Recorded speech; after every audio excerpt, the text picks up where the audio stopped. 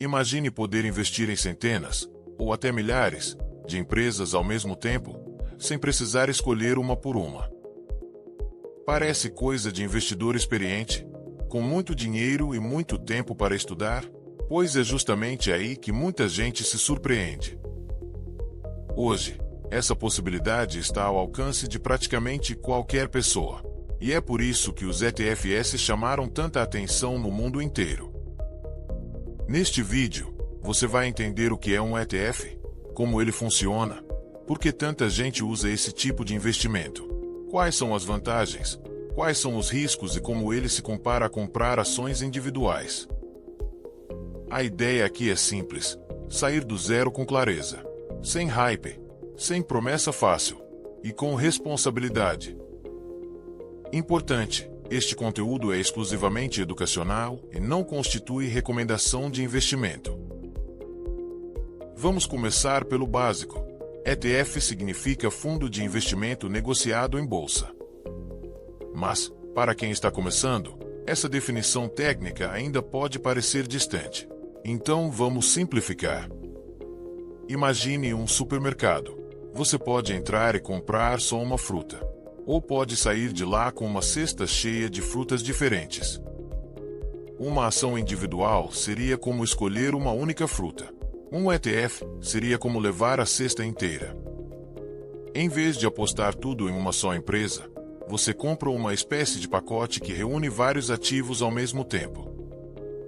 Dependendo do ETF, essa exposição pode alcançar dezenas, centenas ou até milhares de empresas. E isso muda completamente a forma de investir. A grande sacada dos ETFs está em como eles funcionam. A maioria deles acompanha um índice. E o que é um índice? Pense nele como uma lista organizada de ativos, montada com regras específicas. Pode ser um índice com grandes empresas dos Estados Unidos, com companhias globais, com empresas de tecnologia, de energia ou de mercados emergentes. O ETF tenta replicar o comportamento desse índice. Se o índice sobe, o ETF tende a subir. Se o índice cai, o ETF tende a cair também. Em outras palavras, ele não está tentando adivinhar qual empresa vai disparar. Ele está tentando acompanhar um conjunto inteiro. Para o investidor iniciante, isso pode trazer uma sensação de alívio. Menos escolha individual, menos adivinhação, mais simplicidade. E é exatamente essa combinação que ajudou os ETFs a se tornarem tão populares. Primeiro, vem a diversificação. Diversificar é não depender de apenas uma empresa. Se uma companhia tiver problemas, o impacto sobre toda a carteira pode ser menor. Segundo, vem a simplicidade.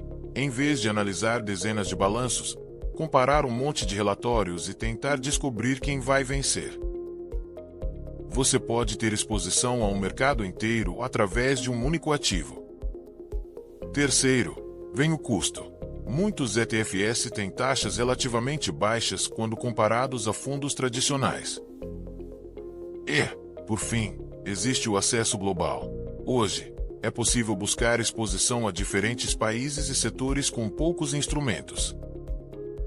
Isso chamou a atenção de iniciantes, investidores mais experientes e até de grandes instituições. Mas aqui existe uma armadilha comum. Só porque algo é simples de comprar, não significa que seja simples de entender. É por isso que o interesse pelos ETFs cresceu tanto, mas o entendimento ainda precisa crescer junto. Muita gente olha para a ideia de comprar o mercado e pensa que encontrou uma solução mágica.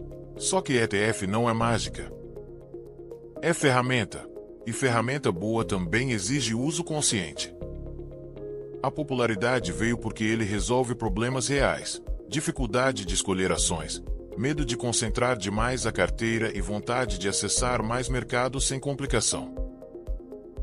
Só que, antes de investir, é essencial saber o que existe dentro do fundo. Esse detalhe muda tudo. Agora vamos comparar ETF com ação individual. Imagine duas pessoas. A primeira compra ações de uma única empresa. A segunda investe em um ETF que reúne centenas de empresas. Se aquela empresa enfrentar problemas, a primeira pessoa pode sentir o impacto de forma muito forte. O risco está concentrado. Já no ETF, o risco fica distribuído entre muitos nomes diferentes. Isso não significa a ausência de perdas, mas significa uma estrutura diferente. E existe outro lado dessa história. Ações individuais podem, em alguns casos, apresentar ganhos muito maiores. Ou seja, há um equilíbrio entre potencial de retorno e diversificação. Nenhuma das duas opções é perfeita. Cada uma serve para um objetivo diferente. Por isso, comparar ETF com ação individual não é uma disputa de quem vence sempre. É uma questão de perfil, objetivo e entendimento. Quem compra uma única empresa está dizendo, na prática, eu acredito muito nesse negócio específico. Quem compra um ETF está dizendo, eu prefiro participar de um conjunto maior, com menos dependência de uma só história. Ambas as escolhas podem fazer sentido, mas elas carregam riscos distintos. E esse ponto é especialmente importante para quem está começando, porque o erro mais comum é entrar pelo impulso, sem perceber que a aparência de simplicidade pode esconder decisões importantes. No investimento, entender o que você está comprando vale mais do que seguir tendência.